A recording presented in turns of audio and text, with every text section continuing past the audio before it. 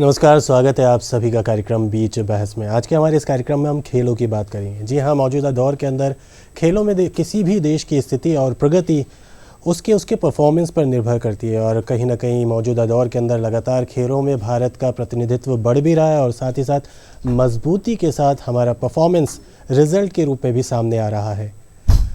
ऐसी एक अंतर्राष्ट्रीय प्रतिस्पर्धा इस दौर के अंदर चल रही है जिसे हम राष्ट्रमंडल खेल या कॉमनवेल्थ गेम्स के तौर पर देख रहे हैं। बर्मिंघम के अंदर इस विश्वस्तरीय प्रतिस्पर्धा में भारत अपना प्रतिनिधित्व मजबूती के साथ सामने रख रहा है और हमारे एथलीट पदक तालिका के अंदर लगातार अपना वर्चस्व भी दिखा रहे हैं। आज के इस दौर के अंदर खेलों के अंदर और भविष्य के अंदर खेलों की संभावनाओं पर बातचीत करने के लिए हमारे साथ मौजूद हैं एक ख़ास मेहमान। स्वागत करते हैं हमारे मेहमान श्री अतुल गुप्ता साहब का। बहुत बहुत स्वागत है। बताना चाहेंगे आप कोचिंग हेड हैं राजस्थान बैडमिंटन एसोसिएशन के। एक लंबा अनुभव है आपका खेलों के साथ और आज के इस कार्यक्रम में बर्मिंघम में चल रहे कॉमनवेल्थ गेम्स के बारे में और साथ ही साथ हमारे खिलाड़ियों के बारे में और भविष्य की संभावनाओं पर हम मिलकर के बात करेंगे। अतुल जी, आपसे जानना चाहेंगे सबसे पहले ये कि बर्मिंघम में कॉमनवेल्थ गेम्स के अंदर भारत की स्थिति को आप किस नज़रिए से देखते हैं? देखिए, बर्मिंघम में जो खिलाड़ियों का कंटिजेंट गया है वो 210 खिलाड़ी जाए हैं, जिसमें 106 पुरुष और 104 महिलाएं हैं और 2 खिलाड़ी रुक भी गए। जैसे हमारे जो मेन हीरो थे नीरज चोपड़ा, उनको मामूली सी चोट आई, उस कारण वो जा नहीं पाए। लेकिन अब के जो सिलेक्शन हुआ है और जो तैयारियाँ हुई हैं उसमें मैं ये समझता हूँ कि पिछली बार से ज़्यादा मेडल आएंगे। हालांकि पिछली बार कुछ मेडल हमारे को आर्चरी और शूटिंग में मिले थे, वो दोनों इवेंट हटा दी गई थी और बाद में प्रोटेस्ट भी किया गया था कि अगर ये इवेंट नहीं रखी जाएंगी तो हम नहीं खेलेंगे। लेकिन ऐसा सेटलमेंट हुआ इंडियन ओलंपिक एसोसिएशन द्वारा कि बाद में ये भारतीय कंटिजेंट उसमें गया।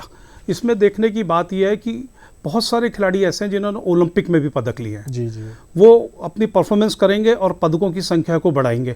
मेरा ये मानना है, अभी आप देख ही रहे हैं रिसेंटली वेट लिफ्टिंग में हम लोग अच्छा प्रदर्शन कर रहे हैं। 6 पदक हम ऑलरेडी जीत चुके हैं और अभी भी चालू है स्पर्धा। इसके अलावा बॉक्सिंग शुरू हो गई है। बॉक्सिंग में हमारे पास अच्छे बॉक्सर्स हैं, जिसमें निकत जरीन है, अमित बघेल है, शिव थापा है। ये सारे एक से एक बढ़िया बॉक्सिंग है। और अगर आप कुश्ती में जाएंगे तो कुश्ती में तो मैं ये मानता हूँ कि हर खिलाड़ी एक मेडल लेके आएगा, जिसमें बजरंग पूनिया जी हैं हमारे पास, रवि दहिया है, साक्षी फोगट है, विनेश फोगट है, साक्षी मलिक है। कई ऐसे खिलाड़ी हैं जो 100% मेडल लेके आएंगे। अगर हम कॉमनवेल्थ गेम्स की बात करें, एक लंबा अनुभव है। 1930 से इसकी शुरुआत हुई थी और लगातार भारत का प्रतिनिधित्व इसमें रहा है। 1-2 बार शायद हम नहीं इसके अंदर रिप्रेजेंट हो पाए, लेकिन बीते 4-5 इवेंट की बात करें तो हमने लगातार इसके अंदर प्रगति की है, जो हमारी पॉइंट्स टेबल या मेडल टेबल के ऊपर साफ नज़र आता है। अब क्या लगता है कि इस बार की उम्मीदें और पिछली बार के परफॉर्मेंस को देख करके हम ये उम्मीद को कितना और मजबूत देख सकते हैं? देखिए, मैं आपको पहले कॉमनवेल्थ का थोड़ा सा बताना चाहता हूँ। 1930 में कॉमनवेल्थ शुरू हो गए थे और पहला कॉमनवेल्थ गेम हम लोग नहीं खेले थे और अब तक हम 4 ही कॉमनवेल्थ गेम्स हैं जिनमें हम पार्टिसिपेट नहीं कर पाए हैं, बाकी सभी में किया है। अब इसमें दिन पर दिन हम देखते जा रहे हैं कि अंक तालिका में हमारे मेडल्स बढ़ते जा रहे हैं। पिछली बार हमने 66 मेडल लिए थे, जिसमें 20 सिल्वर थे, 20 ब्रॉन्ज थे और 26 गोल्ड थे। तो ये देखने की बात है कि इस बार भी आपके मेडल बढ़ेंगे। उसका कारण ये है, कुछ तो मेडल हम लोग परंपरागत हैं। हम लोग परंपरागत इसलिए कि कुश्ती एक परंपरा से चली आ रही है। मैं जब बचपन में छोटा था या मेरे पिताजी भी थे तो वो कहते थे एक अखाड़ा होता था, मोहल्लों में गांव में एक अखाड़ा होता, तो वो एक तरह से एकेडमी, आजकल इंग्लिश का वर्ड हो गया है कि एकेडमी हो गई है। तो ये एकेडमीज़ जो खुली हैं, बॉक्सिंग की एकेडमी खुल गई, बैडमिंटन की एकेडमी खुल गई, स्क्वैश की एकेडमी खुल गई, हर गेम की एक एकेडमी हो गई है। उसमें नए नए निचले स्तर पे खिलाड़ी बनते जा रहे हैं, वो रेगुलर रूटीन में पार्टिसिपेट कर रहे हैं। और आप देखें कि हमने ओलंपिक में अपने मेडल्स बढ़ाए हैं। मैं हालांकि बैडमिंटन से जुड़ा हुआ हूँ, तो मैं बहुत आश्चर्यजनक बात मानता हूँ कि 72 साल तक थॉमस उबेर कप में हम कुछ नहीं कर पाए। सडन 72वें साल में बार में हम जाके वर्ल्ड चैंपियन बने और वो भी सब कुछ आराम से हराते हुए। फाइनल तो हमने 3-0 से जीता। बहुत महत्वपूर्ण बात बताई कि जिन खेलों के अंदर जो बेसिक हमारे घरों के अंदर जो कहीं ना कहीं लालन पालन के अंदर खेल सिखा दिए जाते थे, उसमें तो हमारा वर्चस्व रहा है, लेकिन अब बहुत सारे खेल ऐसे भी हैं जिसके अंदर हम देख रहे हैं कि इंटरनेशनल परफॉर्मेंस में हमारे इंडिविजुअल खिलाड़ी बहुत ज़बरदस्त परफॉर्म करते आ रहे हैं। इसके अंदर हम कुछ तैयारियों की बात कर लें, चूँकि आप खुद खेल संघ से जुड़े हुए हैं और बैडमिंटन के साथ आपका सीधा जुड़ाव है। बीते कुछ सालों के अंदर हम देख रहे हैं कि सरकारों ने अपनी तरफ से खेलों के अंदर प्रतिनिधित्व को ज़्यादा से ज़्यादा परिलक्षित करने के लिए, मौके देने के लिए बहुत सारे इवेंट्स भी शुरू करें। वो भले ही ग्रामीण खेल की बात करें, खेलो इंडिया जैसा ज़बरदस्त इवेंट है, यूथ गेम होते हैं। तो आपको क्या लगता है कि जब इस तरह के इवेंट्स के अंदर अपनी प्रतिभा को दिखाने का एक मंच खिलाड़ियों को मिलता है, तो उसके बाद अंतर्राष्ट्रीय मंच के ऊपर, अंतर्राष्ट्रीय इवेंट्स के अंदर कहीं ना कहीं हमारा प्रतिनिधित्व और पदकों की जो हमारा लालच है, या यूँ कहें कि हमारी होड़ है, वो और ज़्यादा मजबूत हो जाती है। देखिए, आपने जो खेलो इंडिया की बात कही, एक बिल्कुल अलग तरह का कॉन्सेप्ट है। इससे पहले ये ऐसा कोई कॉन्सेप्ट नहीं था। हर एक खेल में अलग एक नेशनल चैंपियनशिप होती थी, उसमें खिलाड़ी उसमें नेशनल चैंपियनशिप में जाता था। लेकिन खेलो इंडिया जिसने भी बनाया, बहुत अच्छा डिज़ाइन किया। ये बिल्कुल उस तरह से है जैसे कि भारत का एक ओलंपिक हो गया। इसमें राजस्थान से पूरी टीम जाएगी, हर राज्यों से टीमें जाती हैं और एक अंक तालिका सामने आती है कि किस राज्य ने किस हिसाब से परफॉर्मेंस की। दूसरा, आप ये देख रहे हैं ग्रामीण खेलों को भी धीरे धीरे बढ़ावा दिया जा रहा है। और मैं राजस्थान में देख रहा हूँ अभी करीब 30-40 हज़ार लोग ग्रामीण खेल, जो राजस्थान में ग्रामीण ओलंपिक के नाम से हो रहा है, उसमें भी 30-40 हज़ार खिलाड़ी भाग ले रहे हैं। तो उसमें से भी कुछ ना कुछ निकल के आएगा, और नहीं निकल के आता तो कम से कम एक खेल की भावना जनरेट होती है, खेल के बारे में लोगों को मालूम होता है, खेल का महत्व मालूम होता है। दूसरा, एक सबसे बड़ा खेल की प्रोग्रेस का कारण यह है कि आज हमारे प्रधानमंत्री और खेल मंत्री अनुराग ठाकुर, ये खिलाड़ी जाते हैं तो उनसे बात करते हैं, आते हैं तो उनसे बात करते हैं, हारते हैं तो उनसे बात करते हैं, जीतते तो उनसे बात करते हैं। ऐसा माहौल कभी खिलाड़ियों को मिला नहीं, इतना सम्मान कभी खिलाड़ियों को मिला नहीं, इस तरह की नौकरियां कभी खिलाड़ियों को नहीं मिली। तो ये तो भविष्य ऐसा हो जाएगा कि मेरा ये मानना है कि कॉमनवेल्थ गेम तो मतलब अच्छे गेम्स हैं, इसके बाद एशियाड है और उसके बाद ओलंपिक है। तो अपन ओलंपिक में भी फर्स्ट 10 में अगले 10-12 साल में आ जाएंगे 100%। भी तो ओलंपिक भी हमारे लिए बहुत ऐतिहासिक रहा, जहां हमने अब तक के सबसे ज़्यादा मेडल अपनी झोली के अंदर डाले। जाहिर सी बात है, इस बार हमारी उम्मीद है कॉमनवेल्थ गेम्स के अंदर उससे ज़्यादा ऊंची है। जितनी पिछली बार हमने 66, जिनमें से 22 गोल्ड मेडल हमारे पास आए थे, तो इस बार सोने के साथ साथ चांदी और रजत भी हमारे पास उम्मीद है कि ज़्यादा आएगा। किन किन इवेंट्स पर हमारी नज़र है, यूँ कि ये उम्मीद है इन इवेंट के साथ हमें लगता है कि हाँ ज़रूर हासिल करेंगे। देखिए, एक तो हम लोग 16 इवेंट में भाग ले रहे हैं, तो मेरी तो सभी इवेंट में खिलाड़ी के रूप में नज़र है। क्योंकि कोच है ना, खिलाड़ी को हरदम ये बोलता है जा लड़, वो कभी उसको घबराने नहीं देता कि तेरे को मेडल लाना है। उसको मालूम है कि वो मेडल लाएगा, उसकी पीठ थपथपाता है कि तेरे को मैदान में उतरना है और कुछ ना कुछ लेके आना है। यहाँ 16 इवेंट हैं। अभी आप देखिए कि सोना तो मतलब कांस्य और रजत से ज़्यादा आ रहा है। 6 मेडल इंडिया ने जीते, जिसमें 3 गोल्ड है। इसी तरह से जब मैं जैसे बैडमिंटन के बारे में मानता हूँ, बैडमिंटन में कम से कम भारत को 18 पदक हैं टोटल, जिसमें 6 गोल्ड हैं। तो 3 गोल्ड तो इंडिया को मिलने ही मिलने चाहिए और 6 से 7 मेडल इंडिया के पास आने चाहिए। इसके अलावा कुश्ती और आप बॉक्सिंग, साइकिलिंग, एथलेटिक्स, ये सारी इवेंट्स ऐसी हैं कि इसमें कुछ ना कुछ मेडल जरूर आएगा। आप ये देखिए जिम्नास्टिक में भी हम बहुत अच्छा कर रहे हैं, जिम्नास्टिक में भी हम कुछ ना कुछ मेडल जरूर लाएंगे। नेहा कर्माकर के परफॉर्मेंस के बाद यकीनन हमारे देश के अंदर एक नया उबाल आया था। लोगों ने इस फील्ड के अंदर भी अपने हाथ आजमाना शुरू कर दिए। तो यकीनन जिम्नास्ट भी एक ऐसी इवेंट है जिस पे सभी की नज़र रहेगी। 2 इवेंट्स का आपने ख़ास तौर से नाम लिया जिसमें कहीं ना कहीं भारत अपनी धाक सारी दुनिया के सामने बार बार उसने अपनी उम्मीद बताई भी है, जताई भी है। वो है रेसलिंग और एक वेट लिफ्टिंग है। वेट लिफ्टिंग में तो हमें दिख ही रहा है, लेकिन ये रेसलिंग और बॉक्सिंग के अंदर आपको क्या लगता है कि कितना ज़बरदस्त है? रेसलिंग में मैंने आपको बताया ना, बजरंग पूनिया ओलंपियन है, 100% मेडल आएगा। इधर साक्षी मलिक, विनेश फोर्टकट और रवि दहिया, सारे खिलाड़ी एक से एक इसमें बैठे हुए हैं। इसके अलावा बॉक्सिंग में निकत फरहीन जो अभी हाल ही में वर्ल्ड चैंपियन बनी है, उनसे हम बिल्कुल मेडल की आशा कर सकते हैं। राजस्थान के परिप्रेक्ष्य में बात करें, 2 इवेंट्स जिसमें राजस्थान का भरपूर प्रतिनिधित्व होता था, वो थे एक शूटिंग और एक आर्चरी। तो क्या लगता है कि लोकल लेवल पे हमारा कुछ नुकसान हुआ है, और नुकसान हुआ है तो हम किस नज़रिए से देख सकते हैं कि भविष्य में इसकी भरपाई कर सकते हैं? देखिए, मतलब हमारे यहाँ तो सबसे अच्छे शूटर इंडिया के राजस्थान से ही निकले हैं और आर्चरी के भी प्लेयर्स राजस्थान में लिया, खुद राज्यवर्धन सिंह जी राठौड़, रजत चौहान वर्ल्ड चैंपियन, ये सारे खिलाड़ी यहाँ से ही निकले हुए थे। अब इनके नहीं होने से हमारे बहुत सारे खिलाड़ियों को आघात लगा, वो नहीं भी गए। इधर ट्रैक एंड फील्ड में मंजू बाला हैमर थ्रो में गई हैं, भावना जाट 10,000 मीटर में दौड़ रही हैं। इन दोनों खिलाड़ियों से भी कुछ ना कुछ हम आशा रखते हैं। राजस्थान में के खिलाड़ियों को नर्वस होने की कोई ज़रूरत नहीं है। भविष्य में ये दोनों गेम ऐसे हैं जो ओलंपिक में ऑलरेडी हैं, तो इनको तो वापस कॉमनवेल्थ गेम में लेना ही पड़ेगा। किसी भी खिलाड़ी के लिए अलग अलग मंचों के ऊपर, जैसे पहले वो राज्य स्तरीय, फिर उसके बाद नेशनल लेवल के ऊपर, फिर अंतर्राष्ट्रीय मंच पर अपने जौहर को दिखाता है।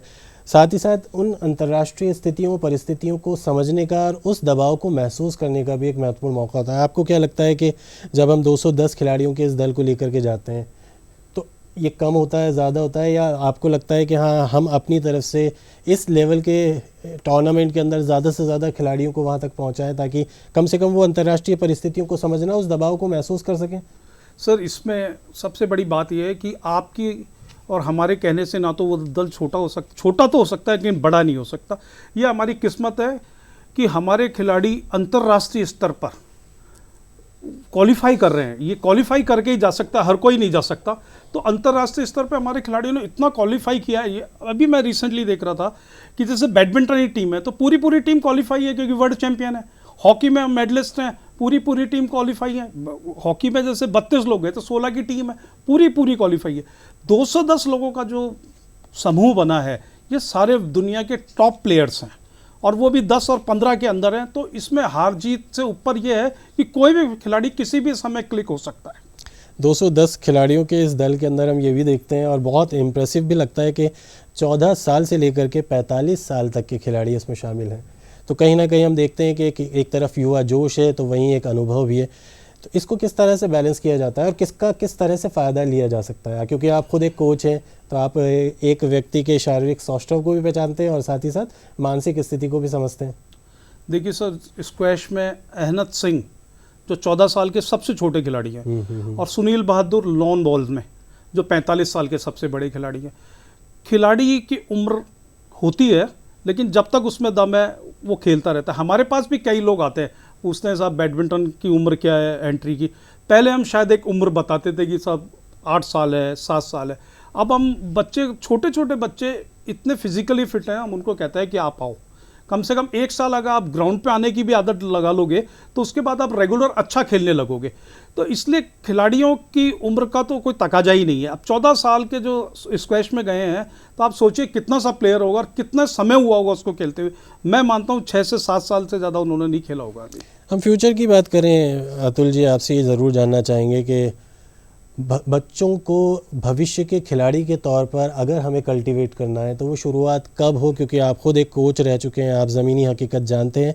और साथ ही साथ वो कौन सी बेसिक सुविधाएं जो स्कूली स्तर या परिवार के स्तर से लेकर के हमें राष्ट्रीय और अंतर्राष्ट्रीय मंच पर अपने खिलाड़ियों के लिए कम से कम उपलब्ध करवानी चाहिए? देखिए, मैं आपको एक थोड़ा सा लंबा जवाब है इसका, जी प्लीज़। लेकिन मैं बताऊं कि अभी 2 तरह के पेरेंट्स हो गए। एक पेरेंट्स आते हैं, वो ये बोलते हैं कि सर ये हमने आपको दे दिया। और सबसे बड़ी बात है, खेलों में अभी भी गुरु प्रथा जिंदा है, गुरु शिष्य प्रथा जिंदा है, ये मानना पड़ेगा क्योंकि उसमें खुद बच्चा चल के आता है, गुरु के पैर छुए बिगर उसका कोई काम होता नहीं है। दूसरी तरह के पेरेंट्स आते हैं, वो कहते हैं कि सर हमको इसको सिर्फ फिट रखना है। तो दोनों तरह के पेरेंट्स को हमको डील करना पड़ता है, दोनों तरह के खिलाड़ियों को हमको डील करना पड़ता है। जो खिलाड़ी खेलने के लिए आता है उसको जिला स्तर पे सबसे पहले खिलाया जाता है। जिला स्तर से अगर अच्छा प्रदर्शन करता है तो राज्य स्तर पे अच्छा प्रदर्शन करता है तो राष्ट्रीय स्तर पे, फिर उसको अपने आप आगे बढ़ने का मौका मिलता रहता है।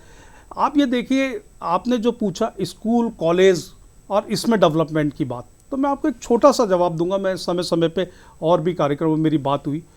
हमारे एक गुरुजी थे, वो चाइना से वापस आए तो उन्होंने कहा कि यहाँ पे कोई भी स्टेडियम दिन भर खाली नहीं रहता। आज मैं जयपुर के स्टेडियम की बात करता हूँ तो 10 से 11 बजे के आसपास सारी ट्रेनिंग बंद हो जाती है और 3 बजे बाद वो ट्रेनिंग शुरू होती है। तो ये जो आवर है इसमें बिल्कुल खाली रहता है। चाइना में ऐसा कर रखा है कि हर एक जो क्षेत्र में अपने स्टेडियम है उनके आसपास के स्कूलों से टाइम पूछ रखा है कि भाई आपके बच्चे आ सकते हैं। उस समय में वो बच्चा आता है, जिस खेल में वो इंटरेस्टेड होता है तो उसी ग्राउंड में उसको अलॉट किया जाता है। मैं ये चाहता हूँ कि सरकार इस पॉलिसी पर काम करे। आसपास जितने भी स्कूल हैं जिनके पास ग्राउंड छोटे छोटे हैं और ग्राउंड भी एक ही है। यहाँ पे स्टेडियम में हमारे पास सारे ग्राउंड हैं। अगर स्कूल का बच्चा हॉकी खेलना चाहता है हॉकी ग्राउंड में जाए, बैडमिंटन खेलना चाहता है बैडमिंटन। तो ये जो 6-7 घंटे खाली जा रहे हैं वो काम के लिए जाएं, वो इतना फ्रूटफुल रहेगा और भारत में ऐसे खिलाड़ी बनेंगे कि आप सोच नहीं सकते। यकीनन हम देख भी रहे हैं कि लगातार जब हम कर्नल राज्यवर्धन सिंह राठौड़ को पदक जीतते हुए देखते हैं तो हमारे यहाँ पर एक उबाल आता है। लोगों ने शूटिंग शुरू कर दी थी। हर खेल के अंदर हम देखते हैं सानिया मिर्ज़ा के परफॉर्मेंस के बाद लोगों ने बैडमिंटन खेलना शुरू कर दिया। तो कहीं ना कहीं खेलों के अंदर प्रदर्शन जनता को प्रोत्साहित करता है अपनी तरफ से उस खेल के साथ एसोसिएट होने का, और विजेता के साथ खड़ा होना हर किसी का शौक़ होता है। आपको क्या लगता है कि राजस्थान के परिप्रेक्ष्य में वो कौन से खेल हैं जिसके लिए आपको लगता है कि हमारे यहाँ पर पूरा एक सिस्टम तैयार है, और यकीनन अगर उस सिस्टम के साथ हम प्रतिभाओं को ज़्यादा से ज़्यादा जोड़ें तो रिज़ल्ट भी हमारे लिए बहुत बेहतर हो सकते हैं? देखिए, राजस्थान एक बहुत बड़ा राज्य है, अभी तो भारत का सबसे बड़ा राज्य है। इसमें हर एक जगह की एक अपनी खासियत है। जैसे गंगानगर आप जाएंगे तो वहाँ पे 6 फुट के लोग मिलेंगे। आप उनको ट्रैक फील्ड में लाइए, उनको लॉन्ग जंप में लाइए, उनको जेवलिन थ्रो में लाइए। इधर भरतपुर साइड अगर अपन आते हैं तो बड़े शारीरिक रूप से स्वस्थ लोग मिलेंगे, उनको आप कुश्ती में लाइए। बांसवाड़ा साइड अगर अपन जाते हैं तो भील मिलते हैं जो आप उनको तीरंदाजी में लाइए। जयपुर जैसे शहर में इंटेलिजेंट पढ़े लिखे इस तरह के परिवार के लोग हैं जो चेस में आ सकते हैं, बैडमिंटन में आ सकते हैं। हालांकि सब जगह से सारे तरह के खिलाड़ी निकल रहे हैं, लेकिन मैं आपको एक बात बताना चाहता हूँ कि हर जगह का एक अपना सिस्टम है, वहाँ से उसी तरह के खिलाड़ी निकलते हैं। इंफ्रास्ट्रक्चर की बात करें हम, आपको लगता है कि हालांकि कमी हर जगह महसूस की जाती है, लेकिन उस कमी के साथ खुद को आत्मसात करके कहीं ना कहीं हम अपने प्रतिभा को निखार सकते हैं। राजधानी जयपुर के अंदर यूँ तो ज़बरदस्त है, और हम देखते हैं कि प्रशासनिक स्तर पर भी लगातार कोशिश की जा रही है। अलग अलग खेल संघ अपनी तरफ से हर खेलों को आगे बढ़ाने के लिए कोशिश कर रहे हैं कि तो इसके हिसाब से किस जोन के अंदर आपको लगता है कि किस तरह के खिलाड़ियों के लिए क्या क्या व्यवस्थाएं की गई हैं? एकेडमी तैयार है जो खिलाड़ियों को कहीं ना कहीं आगे बढ़ने के लिए और भविष्य के खिलाड़ी के तौर पर संवर्धित करने के लिए बहुत महत्वपूर्ण साबित हो सकती हैं? देखिए, राजस्थान के अगर परिवेश में बात करें तो ये बड़ा इत्तेफाक है कि खेल मंत्री और जो चेयरमैन है दोनों ही खिलाड़ी हैं। दोनों खेलों के लिए तुरंत सुनते हैं और तुरंत काम होता है। अभी बैडमिंटन के हमारे 11 कोर्ट बने, ऐसे कोर्ट बने कि आप सोच नहीं सकते। खिलाड़ियों को पूरी आउट ऑफ द टर्न नौकरियां दी जा रही हैं, इसलिए भी खिलाड़ी आ रहे हैं। इसके अलावा हॉकी ट्रैक अभी नया बन रहा है, जिम्नास्टिक को नया हॉल मिल गया है।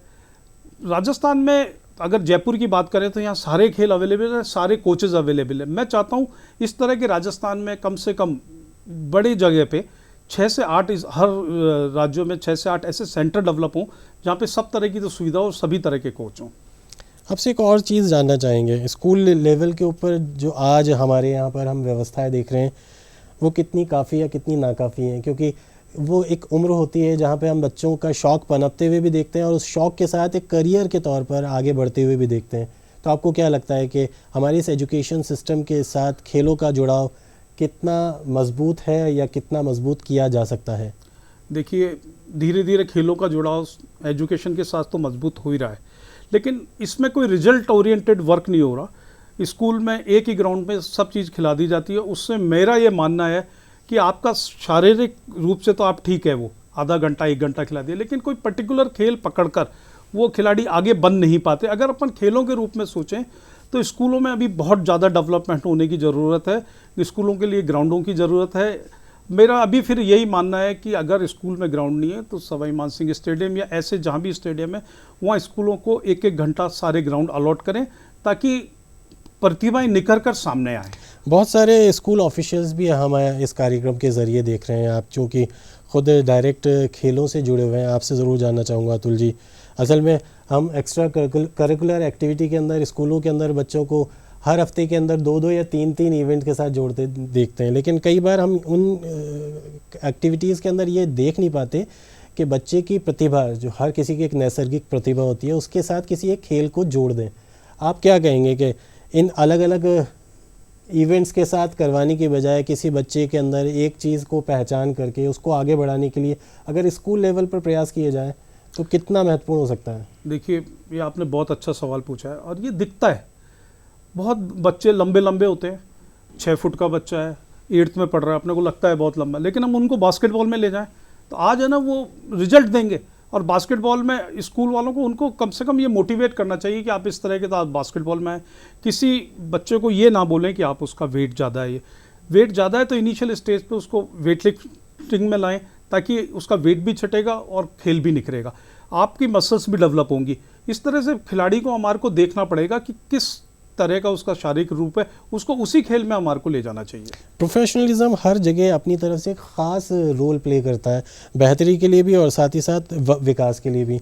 अतुल जी, आपको क्या लगता है कि आज के इस दौर के अंदर जो प्रोफेशनलिज्म लगातार बढ़ रहा है, केंद्र स्तर पर भी हम देख रहे हैं कि केंद्रीय मंत्री, खेल मंत्री भी लगातार अपनी कोशिशों के साथ अंतर्राष्ट्रीय स्तर पर खुद मौजूद भी होते हैं, खिलाड़ियों से संवाद भी होता है और साथ ही साथ उनके प्रशिक्षण को लेकर के भी कोशिशें लगातार जारी हैं, बढ़ाए जाने के प्रयास किए जा रहे हैं। तो राजस्थान के अंदर उस प्रोस्पेक्टस के अंदर हम कितना बेहतर और आने वाले भविष्य के लिए अपने आप को कितना और मजबूत पाते हैं? देखिए, आपने जो सवाल पूछा, खेल में प्रोफेशनलिज्म तो बढ़ रहा है, लेकिन मेरा एक मानना ये है कि माता पिता को बच्चों को ज़्यादा प्रेशराइज नहीं करना चाहिए। आजकल माँ बाप कोच से ज़्यादा रिजल्ट ओरिएंटेड हो गए हैं। कोच ये कह रहा है कि अब ये शिक्षा नहीं है कि एक किताब है पूरी पढ़ ली तो आपका काम पूरा हो गया, ये सारी ज़िंदगी सीखना पड़ेगा। जैसे हम क्रिकेट के जो भगवान सचिन तेंदुलकर को मानते हैं, वो भी कई बार 0 पे आउट हो जाते हैं, क्योंकि उनको भी सीखना है अभी और रेगुलर सीखना है। तो मैं सबसे कहता हूँ कि ये प्रोफेशनल जो आप हो रहे हैं इतना ना हो। पेरेंट्स के लिए मेरा ये कहना है, जो गुरु कहे उसकी बात माने। ये इतनी जल्दी खेल आदमी सीख नहीं पाता, इसमें 6 से 7 साल 8 साल लगते हैं, तब जाके आप आगे निकलते हैं। दूसरा, अगर हम देखें, अगर प्रोफेशनल प्लेयर्स होंगे तभी गेम आगे बढ़ेगा, अदरवाइज गेम आगे नहीं बढ़ेगा। खिलाड़ी एक प्रोफेशन को अपना के अगर वो खेल खेलता है तो उसको भविष्य में एक नौकरी की भी चिंता नहीं रहती, अगर वो कुछ अच्छे स्तर पे पहुंच जाता है। दूसरा, अब धन की भी चिंता नहीं रहती। अब मैं देख रहा हूँ छोटी छोटी प्रतियोगिताओं में भी अच्छा पैसा मिलने लग गया है, तो धन अर्जन होने लग गया। दूसरा, एकेडमीज खुल गई हैं, अगर आप थोड़ा बहुत भी खेलते हो तो कोचेस बन जाते हो। मैं बैडमिंटन की एकेडमी के बारे में जानता हूँ, जयपुर में 43 एकेडमी है, कोचेस की शॉर्टेज है। तो मेरा मानना यह है कि अगर आप अच्छे खिलाड़ी हो, अच्छा खेले हो, तो आप कोच की ट्रेनिंग में जाइए। ये मत सोचिए कि मैंने अगर स्पोर्ट्स में चला गया तो मेरे को मेडल ही लेना है। मेरे लिए आपको बताना चाहता हूँ, मेरी डॉटर 13 नेशनल खेली, फिर वो पढ़ाई में भी अच्छी थी तो मैंने उसको स्पोर्ट्स में MBA कराया। अभी वो एकमात्र ऐसी महिला हैं जो पैरा ओलंपिक कमेटी के हेड ऑफिस बॉन जर्मनी में क्लासिफिकेशन कोऑर्डिनेटर है इंडिया की तरफ।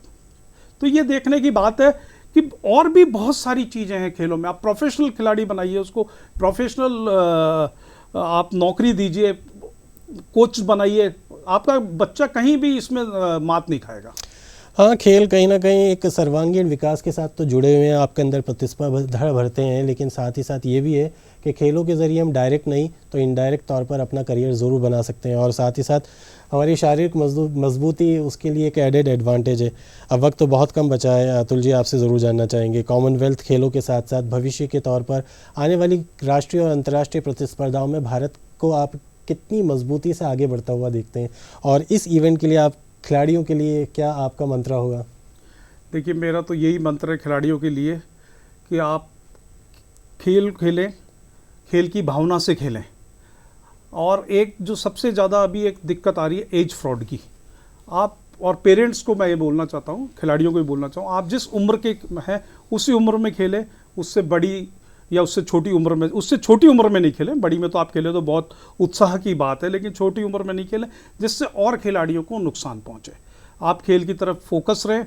तो खेलों के अंदर भविष्य सुनहरा है, लेकिन साथ ही साथ आपको ईमानदारी के साथ अपने प्रयासों के साथ वो प्रयास भरपूर हो, 100% हो, तो यकीनन आपको प्रॉस्पेरिटी मिलेगी। और इस कॉमनवेल्थ गेम में हम यही उम्मीद, यही दुआ करते हैं कि भारत का प्रदर्शन शानदार हो, एक बार फिर अपने पुराने रिकॉर्ड को तोड़ करके नए प्रतिमान स्थापित करें।